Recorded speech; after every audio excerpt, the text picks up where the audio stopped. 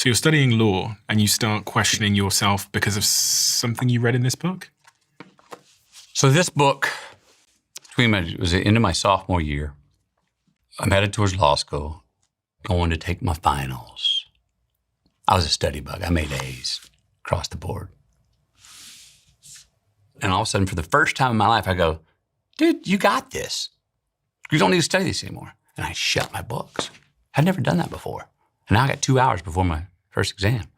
And I look over, and there's a stack of magazines over here, Sports Illustrated, Playboys, Penthouse. I'm like, oh, I like sports. I like women too. Let's check these out. I flip through. Nothing. After about the 7th magazine deep, I look down, and this book is laying there, and this is what's facing me. And it was in the middle of the stack of the magazines. And I look at it, and I go, the greatest salesman in the world. And I said it aloud, I go, well, who's that?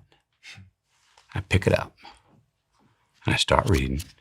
First chapter is about forming good habits and becoming their slave. And I remember thinking, well, if you're going to go against yourself and go to law school, and you're just going to say, yeah, I think I'll do it. That's not a good habit, McConaughey. It's not a good habit for you.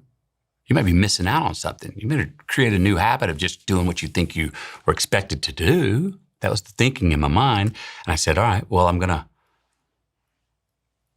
to go to film school. I don't want to go to law school. I want to go to film school. Simply because the book mentioned that having the habit of doing something just because you think you should or can. That part, I verbalized that. It didn't even say that directly. Just saying, I will form good habits and become their slave. And I was like, if I go to law school, that's making me a slave to a bad habit. And the bad habit being? Bad habit being, you be good at it. It's kind of what you're supposed to do. It's all you've ever kind of thought you were doing. It's what everyone expects you to do in the family. But remember, it's keeping me up at night. Law school, all the 20s, I don't know. I've also got this other thing. I've got a friend telling me, your short stories are good, man. You can tell a good story. Filmmaking, you could tell them that sounds fun. Then I go, my dad's paying for school. I got to get permission from him first. So I go, okay, what's a good time to call him?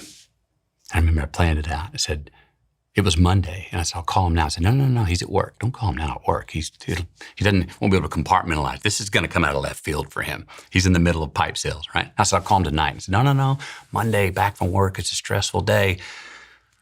Tuesday night, 7:30, second day of the week. He's into the work week. He'll have eaten dinner. He's on the couch having a beer with mom. Called him at 7:36 p.m. I remember the number. Hey, Pop. Hey, what's up, monkey man? So listen, can I talk to you about something? Sure. I said, Dad, I don't want to go to law school anymore. I want to go to film school. And I'm like, a little bead of sweat starts to go down the back of my neck. I'm like, here it comes. You want to what? I thought he was going to go into all this stuff about, like, my ass. You think I'm paying for that? That can be a hobby, but that's not a drill job. I thought all this was coming. And after about a 5-second pause, he goes, I hear this.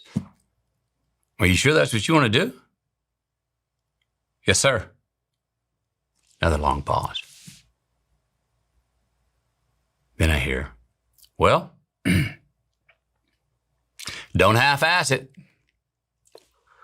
And I remember just beaming, hopping up. It's like, yes, launch pad, man. My dad not only said okay, in the way he said don't half-ass it was also, okay, let's go, big boy. Own that shit. Put some leverage, get some horsepower behind where you're going. Go do it. Now, remember to this day, and I've learned this later, I think, from becoming a father, part of what I believe happened to him and why he said that to me that way was the way that I asked him, how I wasn't really asking, was I? I don't want to go to law school, Dad. I want to go to film school. I didn't stutter. He heard his son saying, this is what I want to do. And what I think happened to him in that moment is what I think any father, any parent loves, is you raise your kids in a certain way and you give them a guideline, a ladder to climb, and here's the guidelines. And if you do it this way, you're most likely going to have some success in life and it'll work out for you. And then when we do it that way, we can be proud parents. But what do we really want to happen when our kids are out of the house and they're on their own? We kind of want him to call one day and go, I'm breaking out. I'm going my own way. I'm going my own way. And as a parent, we go, as much as it may scare us, we're going, yes. I gave my kid the confidence and the courage and the foundation to say they're going to go their own way. And in a way, I think every parent honors and loves that moment. And I heard my dad, when he didn't hear me stutter, when he heard me directly say what I said, and I wasn't really asking him, even though I was, out of respect, asking him. The way I said it, I wasn't asking him. And I think he felt that.